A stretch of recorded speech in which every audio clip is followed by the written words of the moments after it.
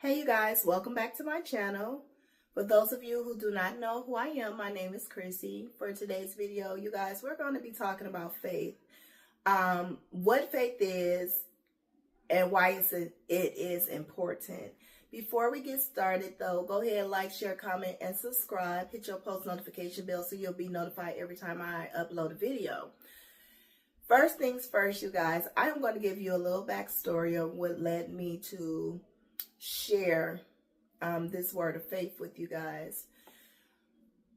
On November the 1st of 2025 this year, actually about a week ago today, I was involved in my very first car accident.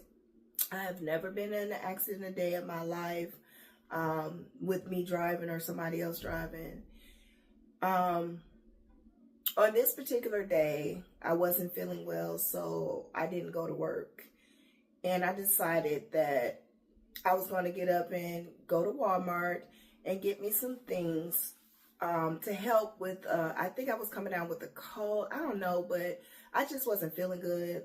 I had a lot of mucus build up. I also have autoimmune disease. One of them is, I have several, but one of them is asthma. And we know that when you have asthma, if you catch a cold, it's hard to get rid of these colds and everything. So I was trying to get on top of it before it actually hit me hard. So I decided to go to Walmart. I got in my car. I proceeded to drive towards Walmart, and I'm literally maybe around about 5 minutes around the corner from Walmart.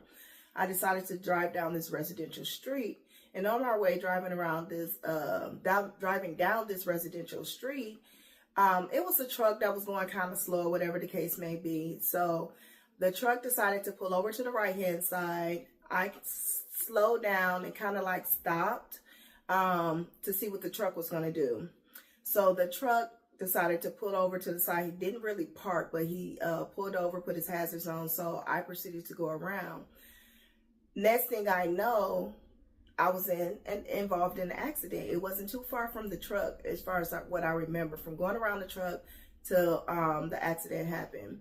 As I was driving around the truck, I went up a few feet or so, and next thing I know, this car backs out of the driveway, and bam, I'm in this accident.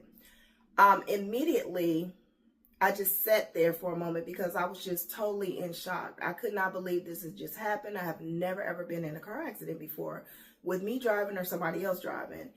And so the people got out of the car and they came over to me to see if I was okay, you know, which is truly a blessing because a lot of times in this day and age, people don't stop to check on other people to see if they are all right or whatever.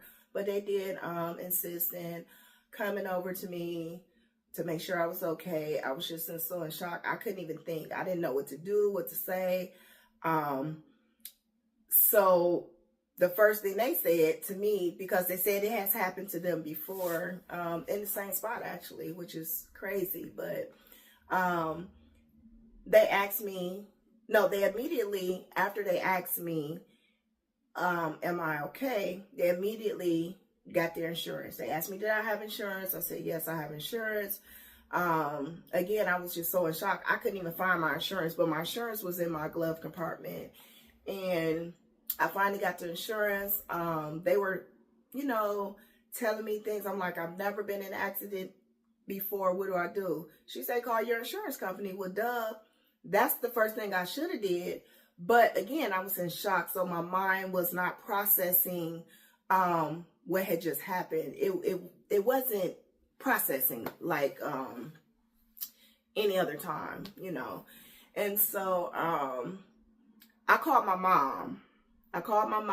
And because she has worked with insurance company, she was part of insurance company for many years. So she advised me to call the police and also the car insurance. So, you know, I let them know that I probably was going to call the police because it was an accident.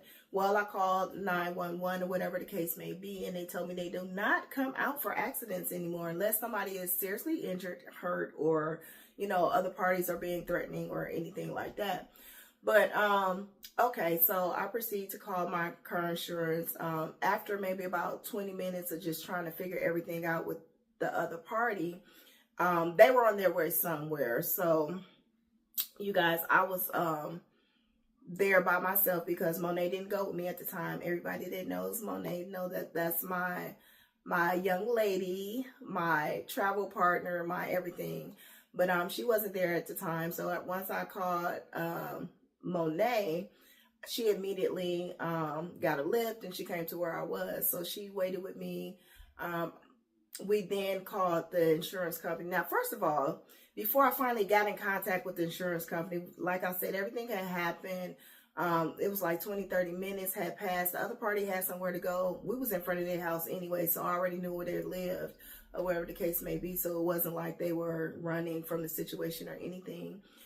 I had already tried calling the insurance company while they were there. But for some reason, the call kept dropping. I spoke to somebody. They transferred me over. I was on the line. The music is going and everything. And then the call dropped. Tried to call again. The call dropped. So I said, you know what? I'm just going to take a moment, a breather to myself and wait for Monet to get there. So once Monet arrived, we went on ahead and called the insurance company and everything. We finally talked to the insurance company, and immediately they was like, the adjuster, talked to the adjuster. They transferred me over to the adjuster. I finally talked to somebody. They immediately gave me a claim and proceeded with paperwork and all of that. They asked me a few questions on how it happened, where was I at, what was I doing, and you know, how many people in the car and all of these, the questions, the typical questions that they ask you or whatever the case may be. So in all this going on, the adjuster gets back, said that they'll call me back or whatever the case may be. And I'm like, I still don't feel good. So I'm 5 minutes around the corner. And now the car's damaged. Yes, it is in the front, left-hand side, driver's side. But it was still drivable. My girl was still riding. She was still riding and driving pretty like nothing happened, you know. And so I slowly drove, me and Monet slowly drove up to Walmart to get, you know, the stuff that I needed, soup and a few other things, cough drops and all that stuff for the cold that I had. So after, while I'm in Walmart, the adjuster called me back, let me know some more information that was going to go with the claim. And now I have to have my car taken into a collision repair shop, right? But not thinking, because I do work and I'm up at 3 something every morning because I have to be to work really, really early. And we know at 3 something, late night, early morning is dark. So not thinking that right away that I was going to have to turn my car in for repairs, I instantly get a call and say, okay, here's 3 repair shops. I need you to check out these 3 and then tell me which one you want to go to. By Monday, it was scheduled for me to take my car in on Wednesday. Now I work. Now Wednesday and Thursdays I'm off for work, so that worked perfect for me. But once I take my car in, you guys, I'm without a car and I need to get to work. I'm in a state, me and Monet are in a state where it's just us. We don't have any family and we don't really have any friends, people that we socialize with, because we're not into the same things that they're into. And so I take my car in and he tells me that I'm going to give you the worst scenario first. He said, after he pulled back the little bumper part, which was cracked, he said, everything has shifted. I said, I know, I could tell everything shifted from one side to the other. He said, so once we take your bumper off, if we see that your frame is cracked, then your car is a total loss. So I'm prepping you for the worst thing possible, right? So next thing you know, he says, now I'm going to give you the easy part. He said, from the outside looking in, everything could be fixed. I said, okay. Still in shock, still trying to process this, and I'm not going to stress. I'm not going to worry for the next couple of days. Well, let me tell you how things work in real time. So although I am off of work, I'm still thinking about now how I'm going to get to work, because come Friday, I have to go back to work and I have to be there early in the morning. Well, I figure like, oh, I got it all planned out. You know, I'm going to go ahead and get to work and stuff like that. And I'm going to take a Lyft, you know, because I don't work too far from home. Well, baby, Lyft was out of the question. Why was Lyft out of the question? You know why? Because Lyft is not as cheap as it used to be. Now, I remember a time before where I had to take my car in for about a week to get repaired, and I was able to catch a Lyft to work and from work for about $25 a day. Okay, but now, no, it was more like getting to work for one way was like $35. So that was out of the question, you know. But anyway, so the day before, well, on Thursday, before I had to go to work on Friday, I began to, I guess, get emotional and just, you know, started being in my own thoughts in my own head when it came to the situation on how I'm going to work, because now I'm losing money. I already missed 2 days. Now I'm losing money and everything about the situation, how I'm going to get to work. So I'm just like, Lord, I trust you. This is now the part where we're transitioning into faith, okay? Because now my head is a little bit more clear, a little bit more level, although I'm still in shock, right? I'm like, Lord, you know, I have to go to work in the morning. I don't know how I'm going to get to work. I don't know how things are going to work out, right? So I began to worship God, and I just began to thank him. And in that moment, I began to cry and just cry out to God and just continue to give him thanks and glory and honor. When I say that he had me in the moment with him, there's no doubt in my mind that because I put those things out there, I was saying my scriptures like, I'm walking by faith and not by sight. I am just going to trust you, God, and trust this process, because you have never left me nor forsaken me. You are always here with me. So I began to speak things over myself and the situation. The word of God says the life and death is in the power of the tongue. And baby, you best believe that when I say life and death is in the power of the tongue, it would literally transform your life. But anyway, I began to activate my faith, you guys.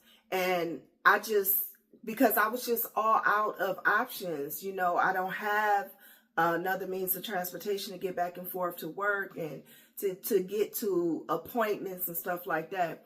So I'm just giving God the glory, honor, and the praise, and I'm just thanking him. And one thing I can say is that although I was crying out, the tears just kept falling and falling and falling.